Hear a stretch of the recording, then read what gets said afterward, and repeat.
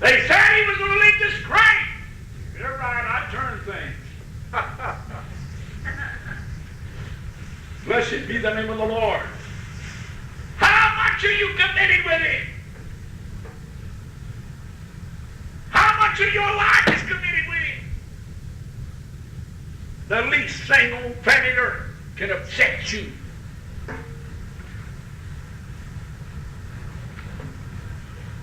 You don't get that choice thing that you want. You raise a fit, a carnal fit. Amen, oh my.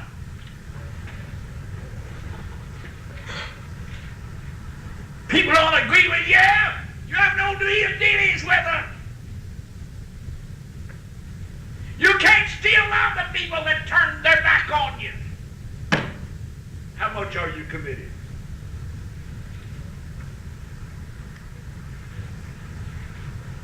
People that are from an outstanding in the religious world that's accepted in the mass, you become envious of them, of their position.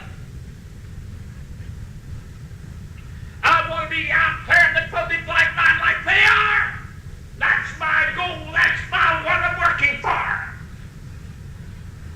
You'd be better off digging a ditch. God wants you to dig a ditch, dig it. Dig a good one. There's not a greater job on planet Earth than digging ditches if God wants you to do it. Uh-oh. You would never be scrubbing the floor. God wanted some of you women in this place to scrub the floor to make a living. You ought to say, Jesus, I'll do it.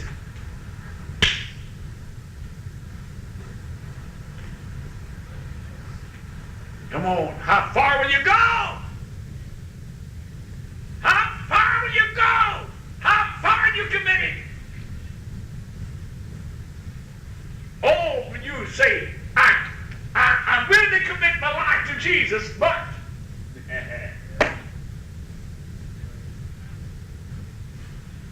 but you think you're smarter to take care of him. Come on. You're smarter to manage your life than God is your attitude. That old Adamic life, that old carnal disposition that ruled you one time in your life, says to the born-again believer, you're smart enough to run your own affair. Use good judgment, son. You want to get ahead in this world, don't you? You know how to do it, don't you? First, the egotistical mind makes them believe that old Adamic life makes them believe that they have the power to think and figure it out with their head what's best for them. Most of that kind of a crowd's got a loose screw upstairs anyhow.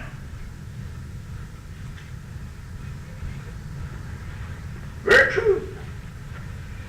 You figure you have the power to figure out your own life, and everything's got to fit your plan and your purpose.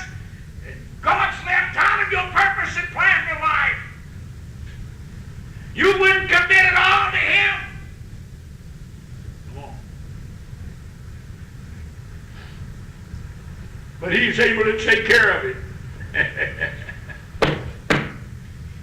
He's able to take care of it. You say, you can say that because you're in the ministry. I could say that when I was in the business world. An executive of 5 major corporations. I could still say, God can manage my life better than I can. Men ask me what I would do with a fellow by the name of Riddle, who swindled me out of $500,000 by seeing him tomorrow morning. What would you do for him? I said, I'd shake hands with him and pray for him. That's not practical. Your world's impractical anyhow. Man asked me what a fellow I was preaching on the campus one day and said, what if a man stole money from you, Hubert? What would you do if he was poverty, want, and hunger? I said, I'd probably loan him $10.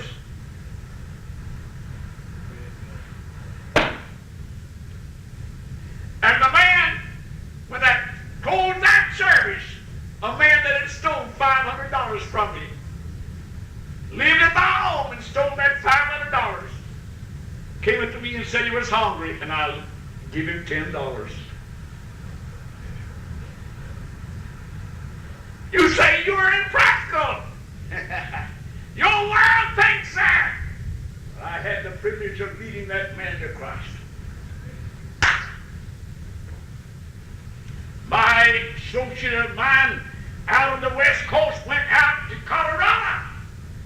Out there when they said the world was going to come to an end out there. And they gathered out there for a rally. Coming down from the mountain, one of the fellows began to make light of my associate because he's well dressed. Look at you with that $500 suit of clothes and $150 pair of boots there. I don't have shoes to wear. He said to the man, my associate turned around and said to him, what size boots do you wear, sir? He said, 9. Sit down. And my associate pulled his boots off and gave it to him.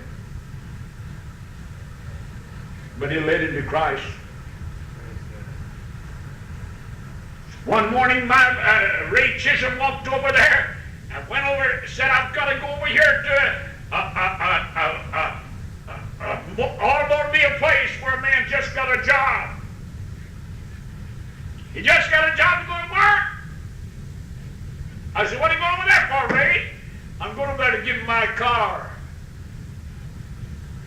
He walked over there, my mother walked in there to the man and said, told this foreman, said, can I speak to him? Said, sure. Don't take much of his time up. Walked over there and said, I want you to sign these papers. This car is yours. That man found Christ, found Jesus as Savior and Redeemer. He's a good mechanic, made a good bit of money, put his own garage in there, and came and give Ray Chisholm more than twice to 10 times the value of that car. I understood he gave him over $5,000. The car Ray had wasn't worth over $500.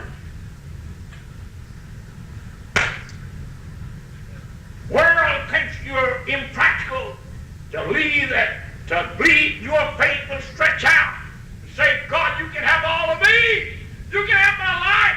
You can have my wife. You can have my children. You can have my home. You can trust. You have my business. You have everything I've got. World say you're impractical. But I'll tell you, God will pour out His blessing upon you because you'll be in perfect divine will there.